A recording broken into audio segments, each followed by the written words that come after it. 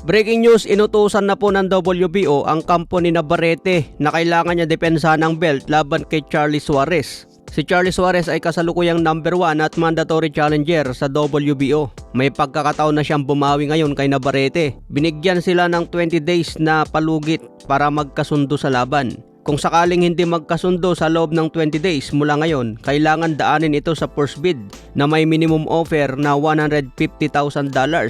Katumbas po yan ng 8.9 million pesos. Maliit na halaga ito para kay Navarrete na unified champion. Kaya abangan natin ang muling pagbabalik ni Charlie Suarez. Sa iba pang balita, hindi pala tuloy ang laban ni Kenneth Lover at Katsuma Akitsugi ng Japan. Si Akitsugi ngayon ay magkakaroon na po ng bagong kalaban kontra Jose Miguel Calderon.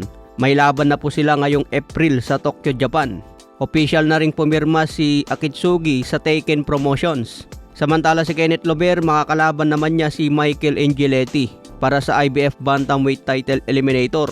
Number 3 si Lover sa rankings at number 6 naman si Angeletti. Malakas din ang kalaban na ito dahil isang American. May kartada ang 14 wins, 8 KOs, wala pa rin talo. Undefeated din ito kaya mapapalaban ng gusto si Kenneth Lover. Sayang si Katsuma Akitsugi dahil magandang laban sana ito para kay Kenneth Lover. Sinabi pa naman ni Akitsugi na handa siya lumaban kay Lover kahit saan, wag lang sa Pilipinas. Ayaw niya sa Pilipinas mga boss, baka natatakot din siya na maluto.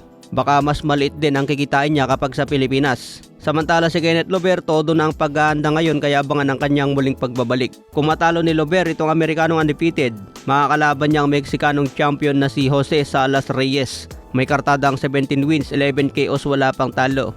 Edad 23 pa lang ito pero IBF champion na. Kaya kailangan makalusot si Kenneth Lover sa eliminator para world champion na agad ang susunod. Sa iba pang balita, Devin Haney sinabing hindi believe kay Jay Opetaia. Ayon kay Haney, magaling si Jay Opetaia pero hindi pa raw nito napapatunayan na siya ay tunay na great champion dahil hindi pa niya nakakaharap ang mga malalakas na kalaban sa cruiserweight. Sinabi rin ni Haney na posibleng mas makita ang tunay na galing ni Opetaia kapag nakalaban na nito ang panalo kay Benavides versus Zurdo Ramirez. Mangyayari naman ang laban na ito ngayong May 2, malapit na bakbakan sa cruiserweight. Sinabi pa ni Devin Haney na may skill si Jay Opetaia at may lakas, pero sa ngayon hindi pa daw siya believe dahil walang magagaling na tinalo.